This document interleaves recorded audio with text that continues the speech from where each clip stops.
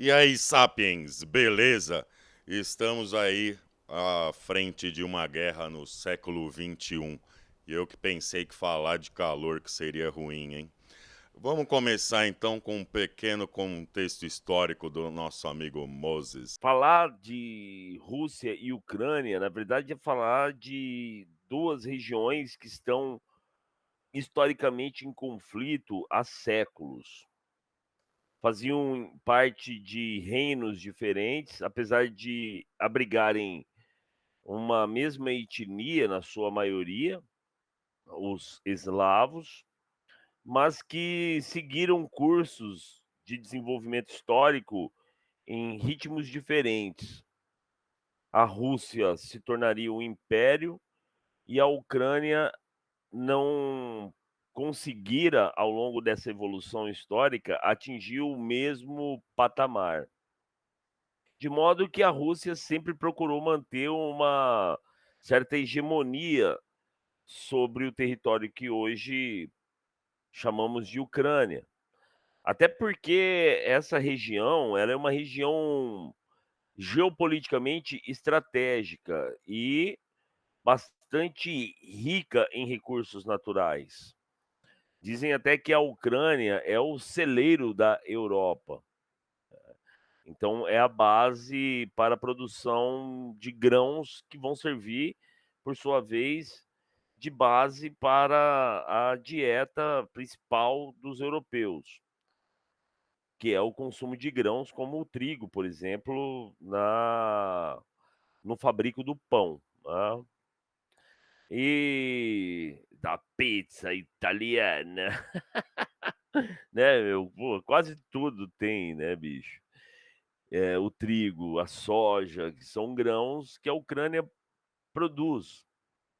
Então, a Rússia, como um império que se desenvolveu a parte da Ucrânia, sempre tentou manter essa predominância, essa hegemonia sobre aquele território. E e quando da quando da formação da União das Repúblicas Socialistas Soviéticas, após a Revolução Russa, houve um esforço muito grande da Rússia como centro, né, dessa união de repúblicas que estava se formando, em incorporar o território ucraniano aos seus domínios. E e isso acabou, de alguma maneira, moldando a história desses 2 países, né, cara, uma história de interdependência, vamos colocar dessa maneira, pelo menos, se não em termos consensuais, pelo menos em termos de, dependência econômica mesmo, né. Por isso a necessidade da Rússia de ainda hoje tentar manter uma hegemonia sobre aquele território. O problema é que os Estados Unidos e as principais potências europeias que compõem a OTAN, um bloco militar formado durante a Guerra Fria e que para muitos historiadores foi a origem da própria Guerra Fria, né, o que suscitou a formação de um outro bloco militar para se contrapor à OTAN pelo lado dos socialistas.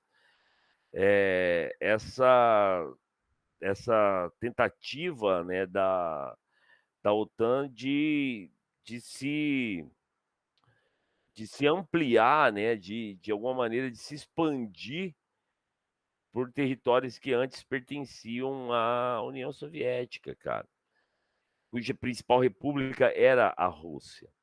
Então uma situação muito complexa, cara, de vários pontos de que precisa ser analisada de vários pontos de vista.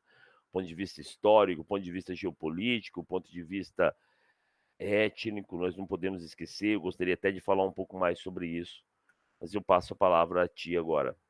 Essa parte étnica que você está falando é muito relacionado à cultura, né? E é uma das justificativas da Rússia agora, que é eles terem uma população russa, culturalmente russa, muito grande nessa região. Tanto é que a Bielorrússia e a Ucrânia são chamados de russos brancos e pequenos russos, né? Acho que respectivamente, se eu não tiver enganado. Então essa parte acaba tendo o pessoal na Ucrânia que é separatista por conta disso, né? Tem essa noção da cultura russa e quer voltar a fazer parte da grande Rússia, né? Que já foi a União Soviética um dia. Então a gente a gente passa por isso em vários momentos da história, em vários lugares do mundo, da nostalgia acabar fazendo com que as pessoas queiram voltar a alguma coisa do passado, achando que isso vai melhorar vários problemas que eles têm atualmente, né? E na questão geopolítica também, uma coisa que eu acho importante salientar é que a Rússia, a gente tem uma noção que ela tem muita saída para o mar, mas na verdade as saídas são todas congeladas normalmente, né? Então eles têm muito pouca saída para o mar. Tem a parte de Kiev, que foi a primeira que eles retomaram, que justamente tem acesso ao mar. E a Ucrânia, querendo ou não, está ali no meio do caminho, né? Então, pegar essa região, além de toda essa riqueza natural que a Ucrânia tem, também favoreceria comercialmente tanto importar quanto exportar, que é uma coisa muito, muito importante, né? E falando de guerra, a gente acaba falando dos civis que sofrem com a guerra, que não tem nada a ver com isso. E no nosso caso, a gente está falando de educação, né? Eu lembro quando, lá nos anos 90, eu tinha menos de 10 anos, eu lembro de ter ido dormir um dia com medo de uma bomba química. Eu não tinha noção do que era uma bomba nuclear ainda, mas eu sabia que uma bomba química podia fazer, por exemplo, o que o coronavírus fez desde 2020, que é se espalhar pelo mundo e chegar na minha casa. A gente não tem noção do tamanho do planeta quando a gente é criança também, né? A gente não sabe.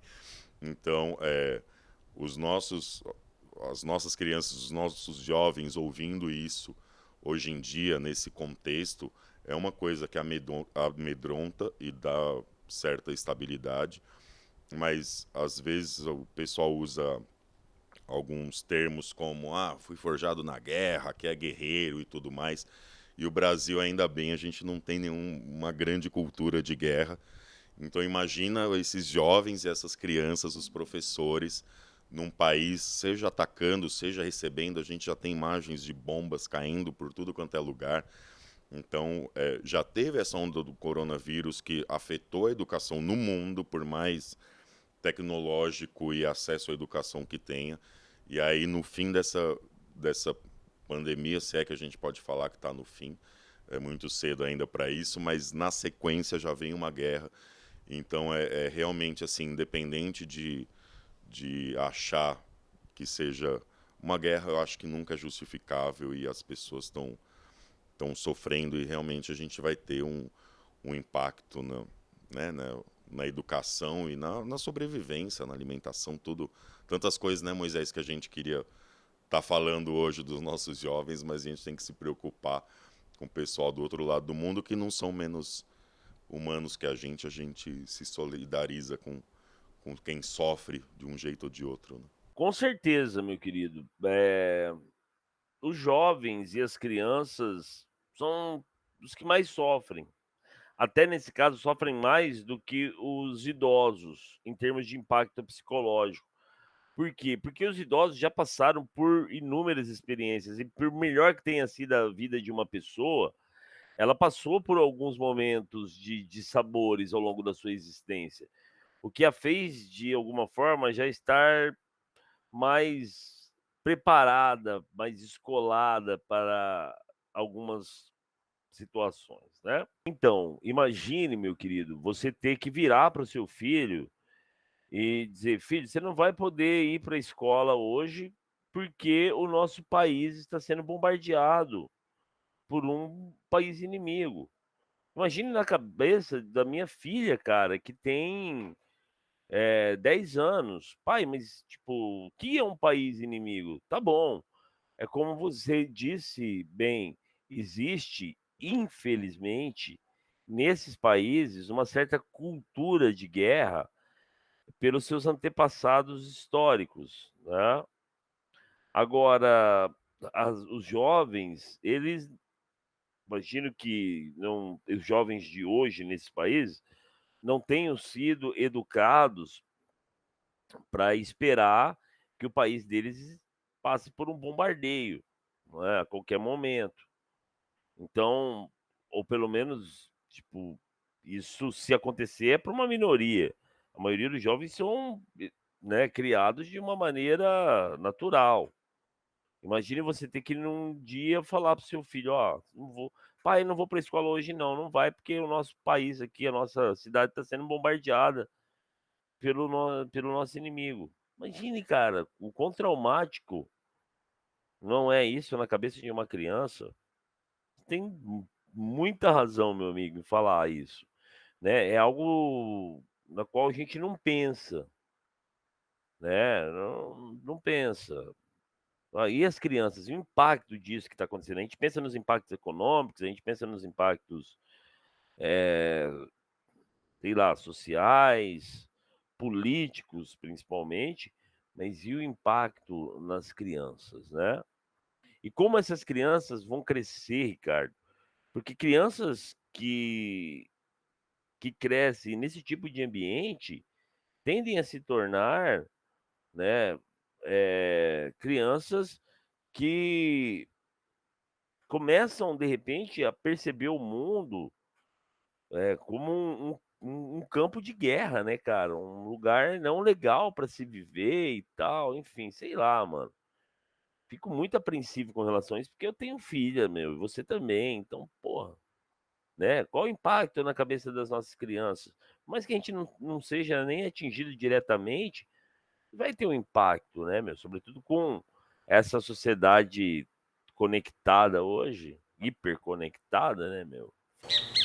Coloquem aqui nos comentários a sua opinião. E se puder, deixem um like, que isso ajuda muito o canal a principalmente chegar a mais pessoas com esse conteúdo que tem como principal objetivo estimular a reflexão, o pensamento crítico, o debate. Beijo no coração e até a próxima. Valeu. Agradeço também muito a todos que têm comentado, têm gerado ótimas reflexões para a gente. Continuem comentando. Logo, logo a gente vai fazer um vídeo sobre esses comentários. Obrigado a quem assistiu até aqui. Beijo. Tchau.